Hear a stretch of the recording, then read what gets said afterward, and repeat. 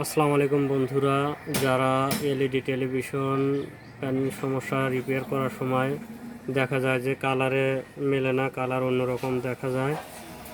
তো এই কালার আর mirror option কীভাবে ঠিক করতে হয় এই জিনিসটা আজকে আমি আপনাদের দেখাবো।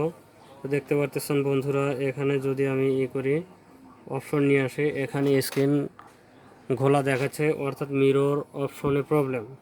তো এই মিরর অপশনটাকে কিভাবে চেঞ্জ করতে হয় তা আমি এই ভিডিওর মাধ্যমে আপনাদের দেখাবো।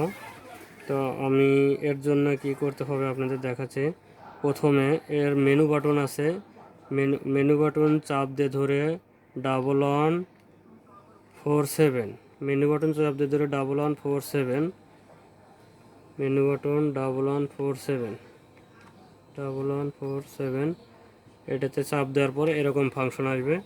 এরপরে আমরা যাব হচ্ছে এর প্যানেল সেটিং। এই প্যানেল সেটিংয়ে যাব, প্যানেল সেটিংয়ে যে আমরা ওকে প্রেস করব। ওকে প্রেস করার পরে আমরা এখানে দেখেন এই যে মিরর সেটিং, এই মিরর সেটিংয়ে যাওয়ার পরে ওকে করব।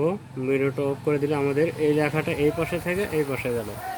এখন মূলত আমরা আবার নিচে যাব, নিচে যাওয়ার পরে এই যে প্রেস প্যানেল আইডি 0, এটা ওকে চাপ দিলে আমাদের রেজুলেশন অর্থাৎ কালারটা অ্যাকুরেট চলে আসবে।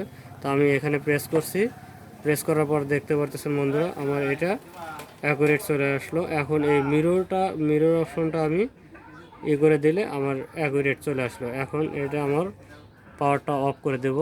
পাওয়ারটা অফ করে দিয়ে আবার টিভিটা অন করলে কালার অপশনটা অ্যাকুরেট চলে আসবে। তো অফ করে দিয়ে আবার অন করলাম।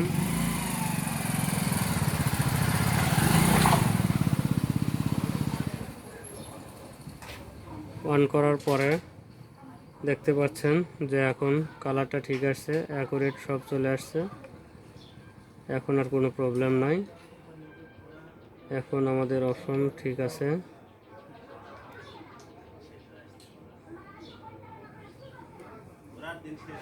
এখন এইভাবে মিরর অপশন সমস্যা হলে বা একটা ডিসপ্লের সাথে আর একটা মাদারবোর্ড লাগালে যখন সমস্যা দেখা যায় তখন এই সেটিংয়ে যা আপনি হচ্ছেন মেনু প্রেস করে 1147, এটা প্রেস করার পরে আপনারা যাবেন প্যানেল সেটিংয়ে যা মিরর সেটিং যা ওকে করলে পরে আপনার মিরর অপশনটা চেঞ্জ হয়ে যাবে। তো ধন্যবাদ বন্ধুরা ভিডিওটা দেখার জন্য। যদি কিছু শিখতে পারেন অবশ্যই আমার চ্যানেলটাকে সাবস্ক্রাইব করে রাখবেন এবং চ্যানেলটাকে বেল আইকন বাজিয়ে রাখবেন। ধন্যবাদ সবাইকে।